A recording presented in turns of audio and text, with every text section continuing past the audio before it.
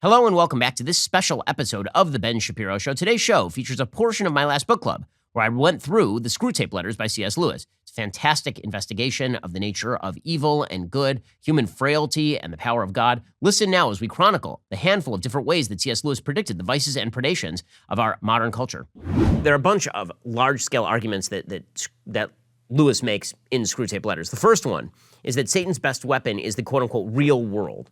And this is right. I mean, if you talk to people who are secular, they'll always say that the spiritual world, God, is unreal. The real world is the material world. And then when you ask them about what's important to them, they'll talk about their feelings, which of course are inherently unreal in the same way the spiritual world is unreal. And this is a point that Lewis makes, is that the definition of real is capacious and changing on a regular basis from secularists. So Lewis believes that man's draw to the divine can be rooted in reason, and that reason actually guides you towards something beyond yourself. It guides you toward the transcendent. That's an idea that I obviously agree with. I believe that the notion of free will, free choice in the universe, guides you toward the idea of there must be something beyond us, that if there's a logic to the universe, that guides you to the question of who is the chief logician, who made the rules, for example. Lewis makes the same point, and then he says that the job of the secular materialist is to get you to focus on the thing. It's to get you to focus on the thing in itself. That's sort of the language of Bertrand Russell, famous atheist. And so Lewis says this: even if a particular train of thought can be twisted so as to end in our favor, this is as Screwtape, you will find that you have been strengthening in your patient the fatal habit of attending to universal issues and withdrawing his attention from the stream of immediate sense experiences. Your business is to fix his attention on the stream. Teach him to call it real life. Don't let him ask what he means by real. Right, so just keep him focused on the immediate, have him focused on the now. There's nothing that's done this more than the internet age, where our attention spans have been reduced to the next 15 seconds. Sitting and ruminating on life leads you to higher ideas. If you can prevent people from doing that sort of stuff, you end up with a very materialistic society. So what exactly does reality mean? Well, according to Screwtape, people ought to be taught that in all experiences which can make them happier or better, only the physical facts are real, while the spiritual elements are subjective. And in all experiences which can discourage or corrupt them, the spiritual elements are the main reality, and to ignore them is to be an escapist. Right? So the idea is that when you're thinking about death, that the only thing that is real is the death. Right? You're not supposed to look to you're not supposed to look to the spiritual element of death. Or if you look at something that makes you very happy, you're not supposed to look to the spiritual element of what makes you very happy. Just focus in on the pure materialism of the thing. And the goal is to enmesh mankind in the world. And this is something that Catholic theologians talk about a lot. The idea that the spiritual world, if you can enmesh it in reality too much, then you can bring people away from the reality of something higher. This means, for example, that you have to get people to stop thinking about death. It says, Screwtape says, how disastrous for us is the continual remembrance of death, which war enforces. One of our best weapons, contented worldliness, is rendered useless. In wartime, not even a human can believe that he is going to live forever. The material world, then, is the chief ally of Screwtape, because people desire not to think of God. God is a distraction. God has obligations. God has duties. Screwtape says, human beings hate every idea that suggests him, just as men in financial embarrassment hate the very sight of a passbook. Passbook meaning like a checkbook.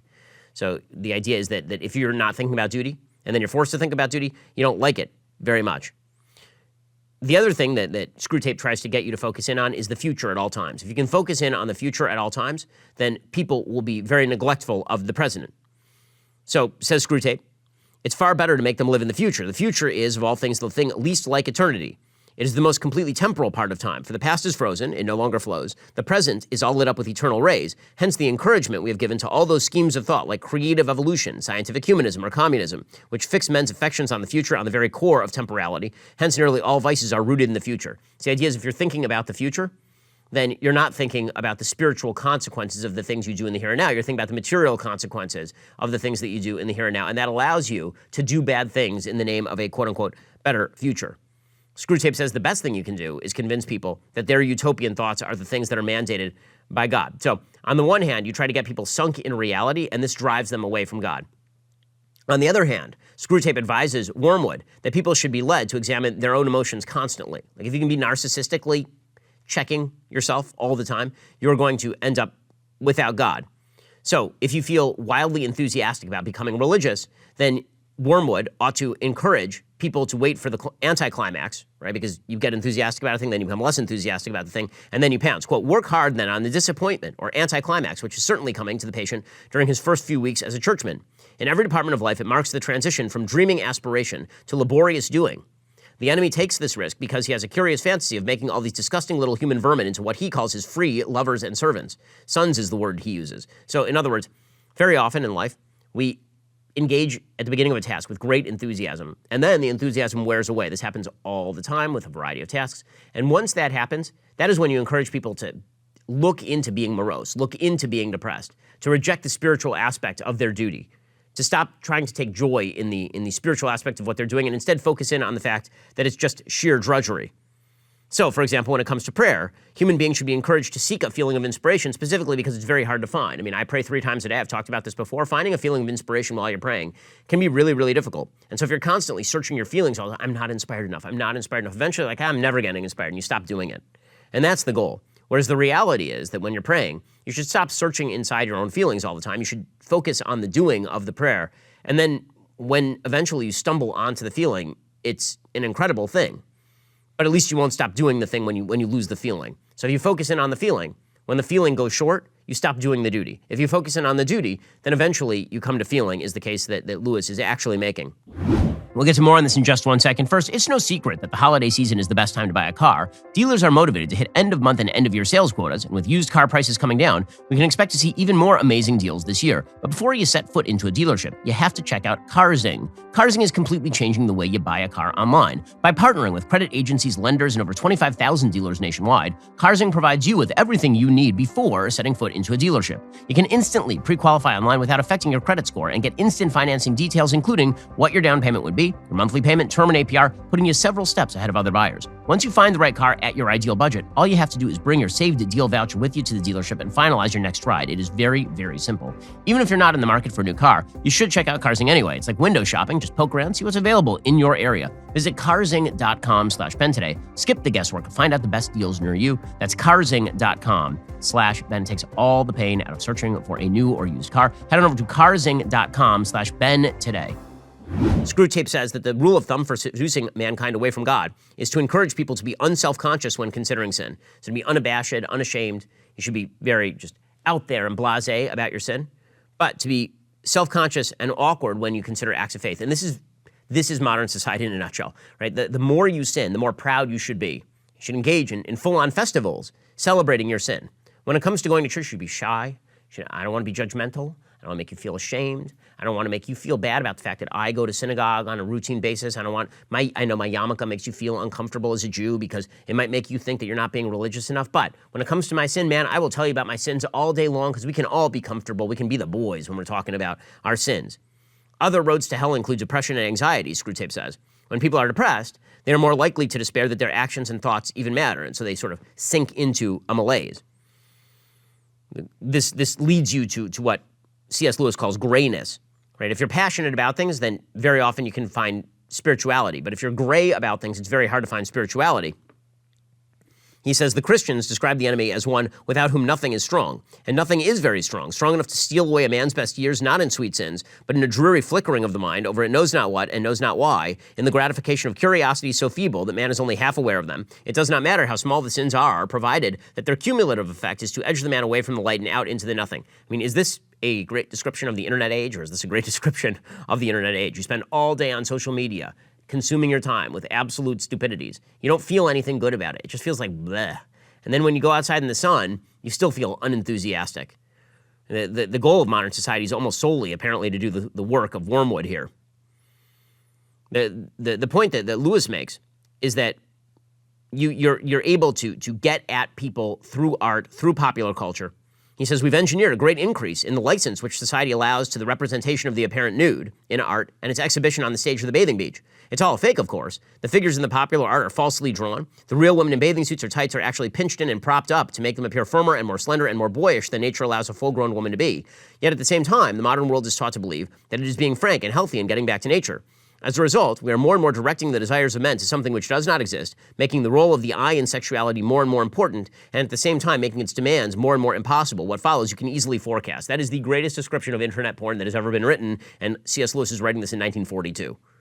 Right, that you are setting up increasing expectations for what women are supposed to look like, what sex is supposed to be, what it's supposed to look like, and then people are engaging in it less and less. You're making the demands nearly impossible, and yet you are satisfying those demands with the virtual. I mean, that again, C.S. Lewis is a man ahead of his time, because here's the thing. Sin is always the same. This is the thing that people always say about the Bible, and it's so stupid. They'll say, oh, the Bible, it's archaic. The Bible's talking about things things have changed. You know what has never changed? Human nature. C.S. Lewis could have written this 4,000 years ago. It would not have mattered.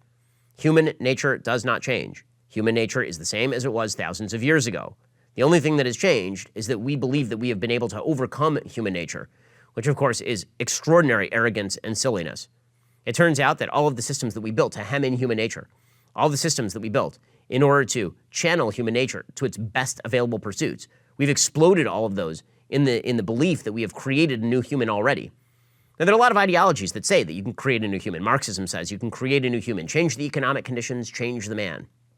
Secular humanism says the same thing, that if you just get rid of God, then magically a new human being will flourish. Religion says no. Human beings are exactly the same as they were when Adam ate the apple with Eve in the garden. We're exactly the same, and nothing has changed. The only thing that has changed is that we've built institutions and systems in order to channel us toward our better selves. And when you blow up all those institutions, what you end up with is something very, very bad, which is precisely what has happened. Screwtape also talks about how human relationships can undermine faith as well, because human beings have a really tough time living with each other. And so most sin is not between man and God. Most sin is between man and man. When he talks about the relations in marriage, for example, Lewis is right on the money. He says, in civilized life, domestic hatred usually expresses itself by saying things which would appear quite harmless on paper. The words are not offensive, but in such a voice or at such a moment that they're not far short of a blow in the face. Your patient must demand that all his own utterances are to be taken at face value and judged simply on the actual words, while at the same time judging all his mother's utterances with the fullest and most oversensitive interpretation of the tone and the context and the suspected intention. This is true in virtually all human relationships, right? You say something, and you say it in kind of a nasty way. And then when somebody gets offended, you're like, hey, what did I say? What did I do? Did I say? No, and I'll read back the words that I said. It's like, well, no, the tone mattered an awful lot right there. By the way, this is one of the reasons, just a piece of Shapiro advice here. Try to have as many conversations via voice as you can and not via text. Text is open to misinterpretation. Voice really, really is not. But we do have a double standard. We insist that everybody interpret us in the best light, and then we interpret everybody else in the worst possible light. And then his descriptions of men and women are also extraordinarily accurate. This is one of my favorite sections of the book. He says, a woman means by unselfishness chiefly taking trouble for others. A man means not giving trouble to others. As a result, a woman who is quite far gone in the enemy's service will make a nuisance of herself on a larger scale than any man, except those whom our Father has dominated completely. And conversely, a man will live long in the enemy's camp before he undertakes as much spontaneous work to please others as a quite ordinary woman may do every day. In other words, women tend to be very helpful. And if Satan can get a hold of them, then intrusive and invasive. And men tend to be very blasé, which means that they allow people their space. But also, if Satan can get a hold of them, then they are completely disconnected from other human beings and selfish.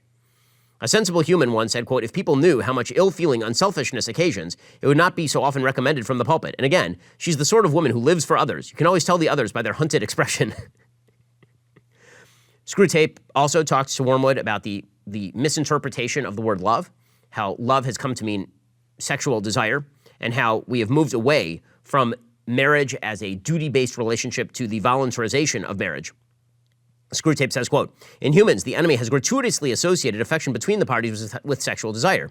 He has also made the offspring dependent on the parents and given the parents an impulse to support it, thus producing the family, which is like the organism, only worse. For the members are more distinct, yet also united in a more conscious and responsible way. The whole thing, in fact, turns out to be simply one more device for dragging in love. The truth is that wherever a man lies with a woman there, whether they like it or not, a transcendental relation is set up between them which must be eternally enjoyed or eternally endured. From the true statement that this transcendental relation was intended to produce, and if obediently entered into, too often will produce affection in the family. Humans can be made to infer the false belief that the blend of affection, fear, and desire, which they call being in love, is the only thing that makes marriage either happy or holy.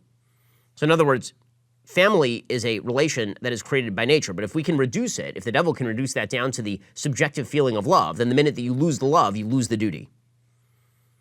So obviously, this is what's happened with regard to marriage. It's with regard to this is how the slogan "love is love" has ended up being a definition of marriage. And yet it has no boundaries, right? Love is love could include bigamy. Love is love could include polygamy. Love is love can include two brothers getting married, right? Love is love has no definition because obviously love is not, in fact, love. Love in the traditional sense meant duty. Love in the traditional sense meant familial relations between man, woman, and children. If you redefine love as that subjective feeling within you, then love is love, I suppose, is true. The problem is that is a complete redefinition. It is a robbing marriage of its identity and then wearing it around as a skin suit. Screwtape also points out that one easy way to hell is to get people to disregard the individual human beings in front of them in the name of mankind writ large. This obviously is the project of the left, which is willing to completely run over its neighbors in order to pursue a better world for everybody else. Screwtape says the great thing is to direct the malice of his immediate neighbors, whom he meets every day, and to thrust his benevolence out to the remote circumference to people he doesn't know. The malice thus becomes wholly real and the benevolence largely imaginary. There's something I say about people. I always say that I'm sort of a not people person, but that's actually not particularly true. And my thoughts about mankind at large are not particularly generous. I don't think that human beings are saints. I don't think that human beings are devils. I think that we are somewhere in between. But when it comes to interpersonal, like day-on-day relations, I get along with, I love individual human beings. Individual human beings are great. It's the species that's a problem. And when you start to think that the human species is filled with joy and wonder, but the individuals who live next door to you are the worst people in the entire world, you can do some pretty terrible things to your neighbors. One of Screwtape's other tools, one of the tools that he likes to use as well, is the human incapacity to understand the divine. So God obviously has to limit his power in our lives in terms of being right in our face all the time in order for us to have free will. This means a sort of unbridgeable gap between human beings and the divine. And so we have a picture in our head of what God is, and that picture is not real. And then when God doesn't manifest in the way that we think the picture ought to manifest, we get angry at God or we say that he doesn't exist. We think he's an old man in the sky who's a gumball machine, and you pray to him and he gives you what you want. That's not how God works. So one of the big questions that you're supposed to not ask is really the nature of God, because you're not really able to comprehend God. There are certain things you can comprehend about God. The idea that God is generous in creating humanity. The idea that God has bound himself to a particular logic of the world. And these are things that Aquinas talks about, or Maimonides. But the idea that you can know God at the most intimate level, obviously the Bible itself says that this is not the case, right? Moses, in the book of Exodus, specifically asks God whether he can see his glory, and God says, if you can't see my glory and live.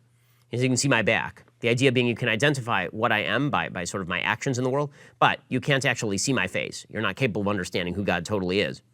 Attempts to delve too deeply into what God is ends up in what Screwtape calls materialist magic. Quote, if we can produce our perfect work, the materialist magician, the man not using but veritably worshiping what he vaguely calls forces while denying the existence of spirits, then the end of the war will be in sight. So the materialist magician in this world is the person who believes in larger forces like physics or global warming or evolution or disease as controlling our fates while denying that God has any say in the matter whatsoever. It is sort of the notion that the environment is taking revenge on us. The world is taking revenge on us. It's sort of an animistic philosophy that separates us off from God. Screwtape also says that the notion of complete human autonomy apart from God is ridiculous. Screwtape laughs, much of the modern resistance to chastity comes from men's belief that they own their bodies, those vast and perilous estates pulsating with the energy that made the world, in which they find themselves without their consent and from which they are ejected at the pleasure of another. Again, this is a pretty good point. We tend to think of our bodies as our own. Did you ask to be born? Were you asked about when you wish to die? Do you have permission? Does your body take your permission every time you get sick or when you get cancer? The notion of complete bodily autonomy, that may be true from other human beings. It is not true in terms of godly duty. I hope you enjoyed this preview of my book club. If you want to hear the full episode on the Screwtape Letters by C.S. Lewis, or my thoughts on other classics, including 1984, Huck Finn, Moby Dick, and many more, go to dailywireplus.com, search for Ben Shapiro's book club.